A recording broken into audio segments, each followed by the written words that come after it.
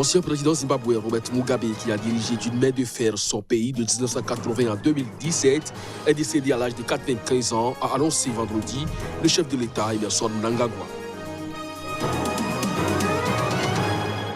Actualité toujours mouvementée en Algérie. La police a empêché jeudi la tenue d'une réunion organisée par le Rassemblement Action Jeunesse, ceci malgré l'interdiction des autorités. On dénombre au moins 10 morts, dont un étranger, dans les violences xénophobes qui ont enflammé l'Afrique du Sud ces derniers jours. Le président Cyril Ramaphosa a qualifié d'injustifiables les attaques et pillages. Ainsi se présente le sommaire de cette édition. Mesdames, Messieurs, bonjour et bienvenue. L'ancien président zimbabwéen Robert Mugabe, qui a dirigé d'une main de fer son pays de 1980 à 2017, est décédé à l'âge de 95 ans, a annoncé vendredi le chef de l'État Emmerson Mnangagwa. C'est avec la plus grande tristesse que j'annonce le décès du père fondateur du Zimbabwe et de l'ancien président. Le commandant Robert Mugabe a déclaré Emmerson Mnangagwa dans un tweet. Robert Mugabe avait pris les rênes de l'Est-Rhodésie, devenue indépendante en 1980. Lâché par l'armée et son parti, il a été contraint à la démission en 2017. Il a laissé un pays englué dans une profonde crise économique qui ne cesse d'empirer. Nous reviendrons sur cette information dans nos prochaines éditions. On dénombre au moins 10 morts, dont un étranger, dans les violences xénophobes qui ont enflammé l'Afrique du Sud ces derniers jours. Le président sud-africain Cyril Ramaphosa a jugé d'injustifiables les attaques et pillages qui ont suivi ces actes xénophobes. Reportage. Le calme semble de retour en Afrique du Sud, où au moins 10 personnes ont été tuées dans les violences xénophobes. Une d'entre elles est étrangère, d'après le chef de l'État, dans une intervention radio-télévisée à La Nation. Cyril Ramaphosa a précisé que 423 personnes avaient été arrêtées dans la région de Johannesburg, épicentre des attaques xénophobes. Pour l'autorité, il est temps de relever directement et honnêtement les défis, non en recourant à la violence, mais en dialoguant. La pauvreté et le fort taux de chômage font de l'Afrique du Sud, pourtant première puissance industrielle du continent, le théâtre régulier de violences xénophobes. Cette semaine, les attaques ont provoqué la colère de plusieurs pays africains, comme le Nigeria, la Zambie, où des habitants s'en sont pris à des intérêts sud-africains. La présidence nigériane a annoncé vouloir travailler avec Pretoria pour trouver une solution aux violences xénophobes qui se sont propagées en Afrique du Sud après des jours de tension entre les deux grandes puissances économiques du continent. En Guinée, le président Alpha Condé a annoncé mercredi le lancement prochain de larges consultations portant notamment sur la Constitution. Cette annonce intervient alors que l'opposition lui attribue la volonté de vouloir modifier la loi fondamentale afin de pouvoir se représenter en 2020. De larges consultations portant notamment sur la Constitution pourraient être lancées très prochainement en Guinée. L'annonce a été faite mercredi par le président Alpha Condé lors d'une déclaration solennelle à la télévision nationale. Le chef de l'État dit avoir instruit son Premier ministre, Ibrahima Kassori Fofana, d'initier des consultations avec les institutions de la République, les partis politiques, les syndicats et les organisations de la société civile. Cette annonce du président Condé intervient alors que l'opposition lui attribue la volonté de vouloir modifier la Constitution afin de pouvoir se représenter en 2020. Ancien opposant historique et premier président démocratiquement élu de la Guinée-Conakry, Alpha Condé a souvent contesté la pertinence de la limitation du nombre de mandats sur le continent africain. Il n'a jusqu'à présent pas annoncé de modification de la Constitution afin de pouvoir se représenter en 2020 à la fin de son deuxième mandat qui s'achèvera en octobre. Mais plusieurs de ses déclarations ces dernières années ont été interprétées dans ce sens. Le président guinéen a par ailleurs prôné mercredi soir la tenue en 2019 des élections législatives prévues en principe en septembre et octobre 2018, mais reportées sine die et dont les préparatifs se sont jusqu'ici avérés laborieux. En Côte d'Ivoire, le président Alassane Ouattara a nommé un nouveau gouvernement. Sans grand changement, la nouvelle équipe est dominée par la formation politique du chef de l'État et marquée par la création d'un ministère de la sécurité et de la protection civile. Ce remaniement ministériel intervient à un an de la présidentielle de 2020 dans ce pays. La nouvelle équipe gouvernementale comprend 41 ministres contre 36 dans le précédent gouvernement et 7 secrétaires d'État contre 5. Ce nouveau gouvernement, qui n'a pas connu de changement majeur, est dominé par le RHDP, la formation politique du chef de l'État, et est marqué par la création d'un ministère de la sécurité et de la protection civile. C'est le général Wagondo Diomondé, l'ex-chef d'état-major particulier de la présidence ivoirienne, qui occupe désormais ce nouveau ministère.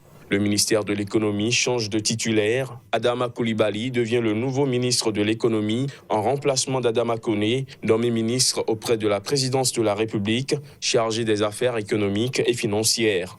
Mamadou Sangafoa Coulibaly, ministre de l'Agriculture pendant une dizaine d'années, quitte son poste, remplacé par Kobenan Kwasi Adjoumani, auparavant ministre des Ressources animales et halieutiques. Le remaniement ministériel intervient à un an de la présidentielle de 2020 en Côte d'Ivoire et en plein débat sur la nouvelle commission électorale indépendante censée organiser la présidentielle de 2020. Le remaniement ministériel intervient à un an de la présidentielle de 2020 en Côte d'Ivoire et en plein débat sur la nouvelle commission électorale indépendante censée organiser cette présidentielle. La crédibilité de la commission électorale est jugée cruciale en vue de la présidentielle de 2020 qui s'annonce tendue 10 ans après la crise post-électorale ivoirienne qui s'était soldée par plus de 3000 morts.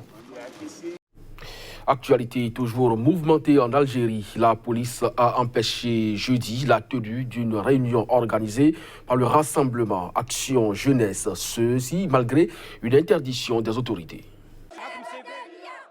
Une association citoyenne en pointe dans le mouvement de contestation en Algérie a été empêchée jeudi de tenir son rassemblement.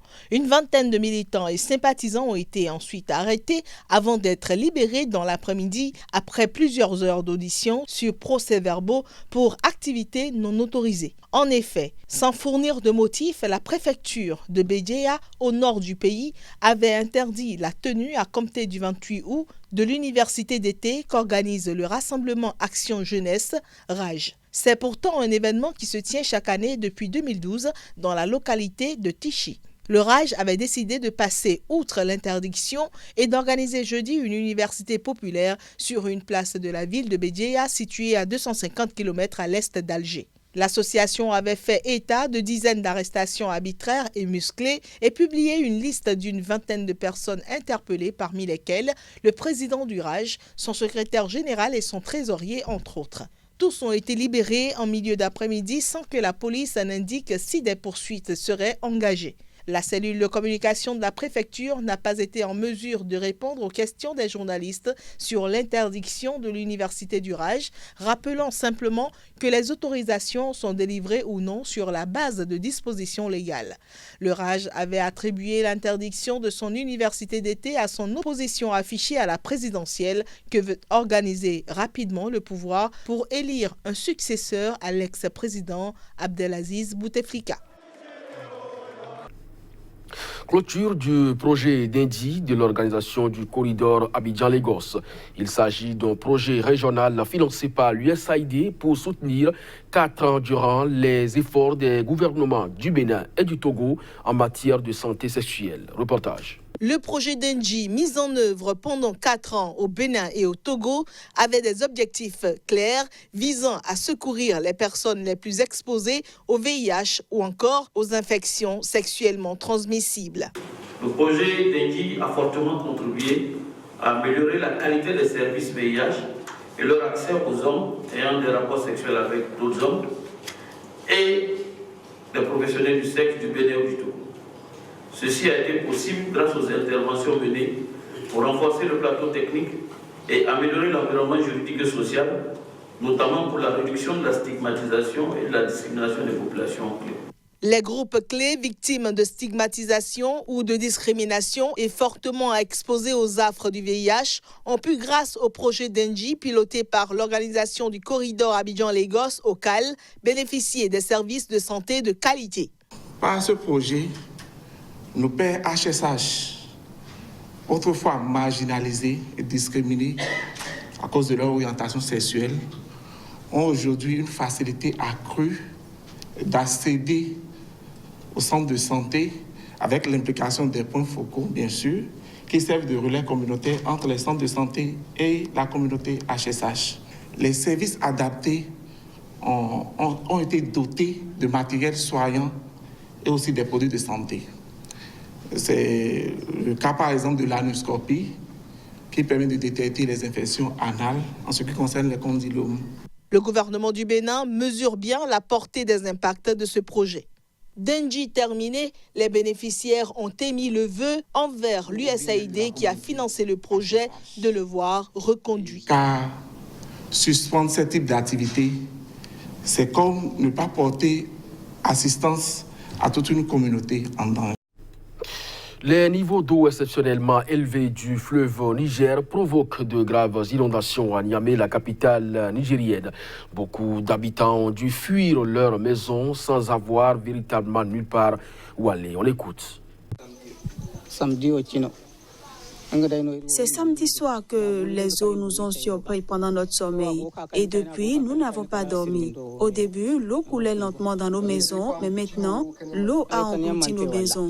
Nous avons évacué les enfants et tous nos biens en ville. Et maintenant, nous prions qu'Allah vienne à notre aide.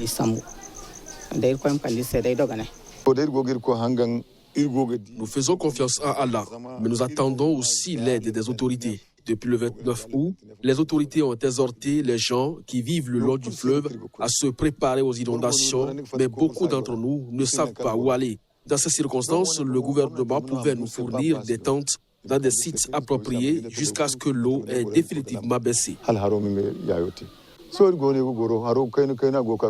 Les eaux progressent doucement. Avant, dans de telles circonstances, nous nous réfugions dans des écoles. Mais cette année, les autorités nous empêchent d'utiliser ces écoles. Nous avons fait nos valises et l'eau ne cesse d'avancer. Certains habitants fuient leur maison la nuit sans savoir où aller parce qu'on leur a refusé l'accès aux écoles. L'eau a commencé à nous inonder à l'aube. Toute la nuit, nous avons essayé en vain de la ralentir. Maintenant, les cours de nos maisons sont pleines d'eau. Le pape François est arrivé ce mercredi soir au Mozambique, première étape de son 31e voyage apostolique qui le conduira aussi à Madagascar et sur l'île Maurice. La visite du pape François dans ce pays d'Afrique australe s'inscrit dans un processus de paix dont la communauté de Saint-Egidio a été l'un des principaux moteurs. Reportage. Le pape François est arrivé à Maputo, au Mozambique, où il a été accueilli par le président mozambicain Felipe Nyusi et des membres du clergé national avant de recevoir les honneurs militaires en tant que chef d'État, puis de saluer de nombreux groupes de danseurs qui l'ont immédiatement immergé dans une ambiance festive et chaleureuse. Je suis tellement émue d'avoir vu le pape François que je ne peux pas le décrire. Centré autour du thème Espérance, paix et réconciliation, cette visite du pape intervient juste après l'accord d'août dernier entre le président mozambicain et le chef de Renamo, S-Rebellion, devenu le principal parti d'opposition, signé 27 ans après la fin de la guerre civile qui a fait 1 million de morts. Dans un message vidéo en portugais destiné aux Mozambicains, le pape François a déjà appelé à renforcer la réconciliation fraternelle au Mozambique et en Afrique, seule espérance pour une paix solide et durable. Il a débuté ce jeudi sa tournée par une rencontre privée avec le président Felipe Nyusi qui souhaite briguer un deuxième mandat lors d'une élection prévue le 15 octobre. Les deux hommes s'étaient déjà rencontrés il y a 1 an au Vatican. C'est sur cette information que nous refermons ce journal. Merci à vous de nous avoir suivis. Très bonne journée en compagnie des programmes de SICA.